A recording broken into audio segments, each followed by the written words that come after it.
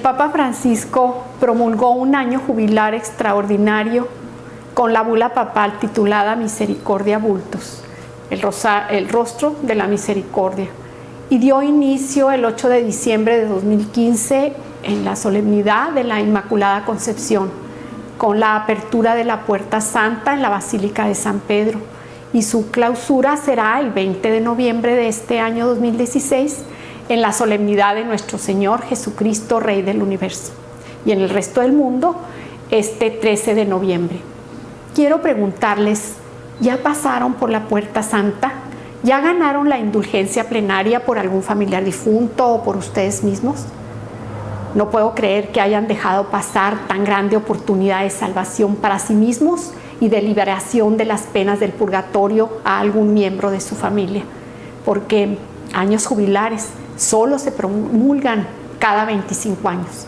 Pero el Papa Francisco ha querido adelantar este año de la misericordia por alguna muy buena razón. Yo me imagino que fue por la esquizofrenia moral en que vivimos. Solo basta mirar a nuestro alrededor y el pecado reina en todas sus dimensiones y en grado superlativo. La mentalidad del mundo materialista y hedonista se nos filtra casi sin darnos cuenta, y ha cambiado poco a poco nuestra jerarquía de valores. Nos preocupan mucho los problemas materiales, el hambre, la pobreza, las injusticias sociales, la ecología, la economía, y con facilidad nos solidarizamos para remediarlos. Pero muy pocas veces prestamos la misma atención y nos movilizamos para socorrer a los demás en sus problemas espirituales y morales, que son la verdadera causa de la miseria humana. El mundo ahoga nuestra sed de trascendencia en el horizonte de lo inmediato y nos impide percibir que el amor de Dios vale más que la vida. ¿Qué pasaría si Dios nos llamara en su presencia en este momento? ¿Nos encontraría con el alma limpia? ¿Con las manos llenas de buenas obras? Hemos sido creados buenos y queremos ser buenos, pero la presencia del mal en nuestra vida es un hecho.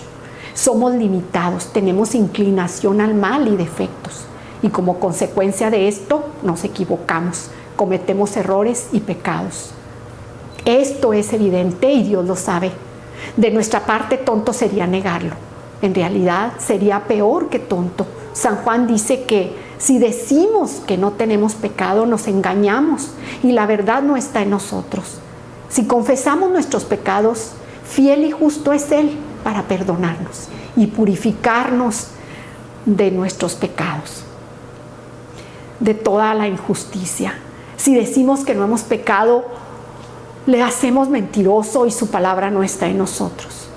De aquí que una de las cuestiones más importantes de nuestra vida sea cómo deshacernos de lo malo que hay en nosotros, del mal que hemos hecho, de las cosas que no hemos hecho bien. Precisamente esta es una de las principales tareas que tenemos entre manos: purificar nuestra vida de lo que no es bueno, sacar lo que está podrido, limpiar lo que está sucio, librarnos de todo lo que no queremos de nuestro pasado. Pero sabemos cómo hacerlo, porque no se puede volver al pasado para vivirlo de manera diferente. Hermanos, solo Dios puede renovar nuestra vida con su gracia y su perdón, y Él quiere hacerlo.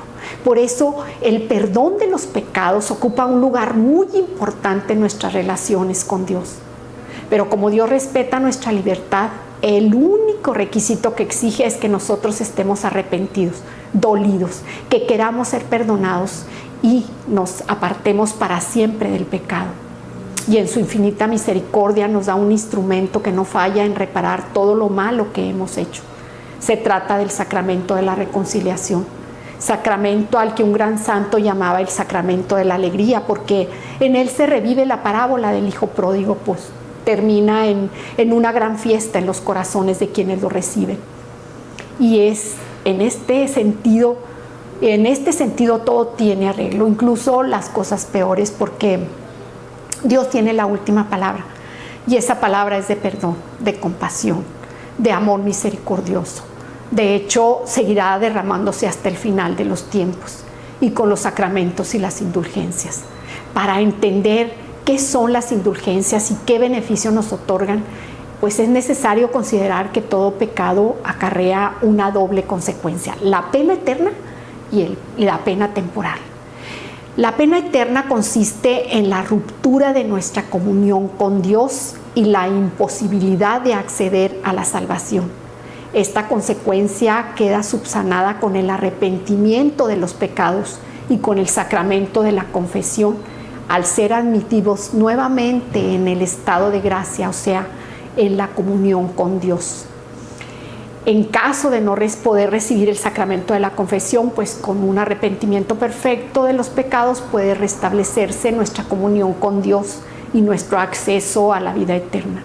Sin embargo, permanece aún el castigo o pena temporal de los pecados.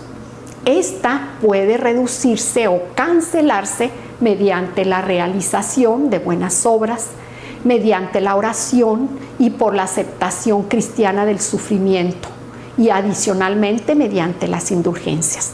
También puede pagarse después de la muerte en el purgatorio. Y es que cada pecado, incluso los veniales, provocan lo que el Catecismo de la Iglesia Católica define como un apego perverso a ciertos bienes, que requiere purificación y merece una pena temporal, a pesar del perdón de las culpas obtenido ya en la confesión.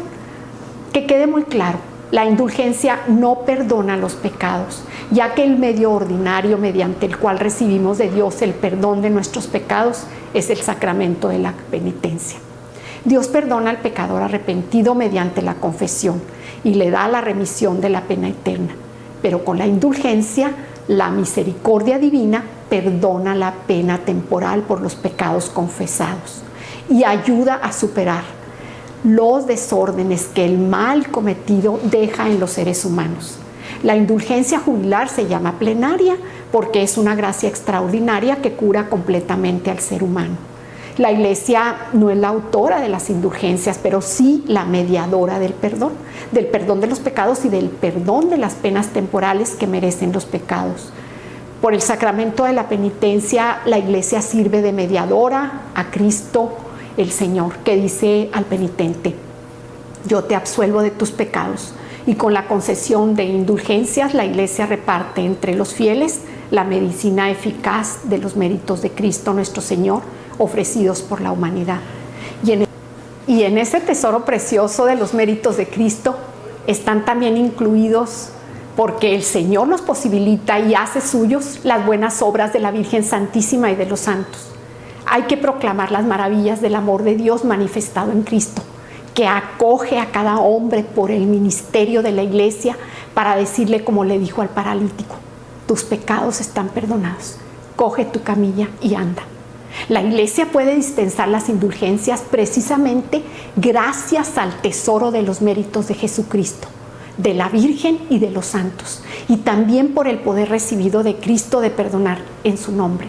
De manera que la Iglesia es la presencia viva del amor de Dios, que se inclina hacia cualquier debilidad humana para acogerla en el abrazo de su misericordia. Recordemos que la Iglesia lo conforman todos los bautizados, los fieles que ya están en la patria celestial, los que purifican en el purgatorio sus faltas y los que peregrinan todavía en la tierra. Y entre todos ellos existe un vínculo eterno de amor y un abundante intercambio de todos los bienes. En este intercambio de bienes, la santidad de uno ayuda a la del otro. Precisamente esta es la comunión de los santos. Recurrir a la comunión de los santos permite al pecador ser purificado con prontitud y eficacia de las penas del pecado, pues quien tiene menos es ayudado por los que tienen más. Y es así que por la comunión de los santos nuestra vida en la tierra obtiene también indulgencias para los salvados que se encuentran en estado de purificación, o sea, en el purgatorio, y así ayudarles a cancelar o disminuir la pena temporal que precisamente están pagando en esa etapa de purificación. O sea, que podemos obtener indulgencias para nosotros mismos, para los fieles difuntos del purgatorio, pero no se pueden obtener indulgencias a favor de otra persona viva. Y solo se puede ganar una indulgencia plenaria por día. Hay dos clases de indulgencia, la plenaria y la parcial. La indulgencia plenaria se obtiene la remisión de los pecados, la pena temporal de todos los pecados ya perdonados en la confesión, o sea, es total, y con la indulgencia parcial se obtiene la remisión de una parte de la pena temporal. La primera condición para obtener las indulgencias es el total abandono del pecado, incluso los veniales. Si falta esta condición fundamental de abandonar el pecado y del sincero arrepentimiento, la indulgencia no podrá ser plenaria, sino parcial. También se debe tener la indulgencia, la intención de obtener la indulgencia y de peregrinar hacia la catedral, santuario o templo asignado. Además, hay que estar en gracia de Dios, o sea, recibir la confesión sacramental, asistir a la Eucaristía, comulgar y rezar por las intenciones del Papa, un Padre Nuestro, una Ave María, el credo, y realizar una obra de misericordia corporal o espiritual. Bueno, pues para finalizar, hermanos, debemos tener presente que la confesión no es algo meramente humano, es un misterio sobrenatural que consiste en un encuentro personal con la misericordia de Dios en la persona del sacerdote. Cuando nos confesamos, subimos a la cuesta del Calvario para postrarnos delante de ese gran Cristo crucificado, sangrante, que está muriendo por ti, por mí. Y ahí ante ese Cristo confesamos nuestros pecados y arrepentidos le pedimos perdón. Hermanos, el amor de Dios es fuente inagotable de perdón, porque perdonar es un acto de misericordia. Solo quien de verdad ama es capaz de perdonar. Y nuestro Dios es amor puro, bueno, misericordioso y paciente. Es un Dios enamorado. El tiempo apremia, hermanos, vayamos a recibir la misericordia de Dios en el sacramento de la reconciliación. Y pues más de estos temas en YouTube, en el canal Santuario de Guadalupe TV. Muchas gracias, hermanos, y que Dios los bendiga.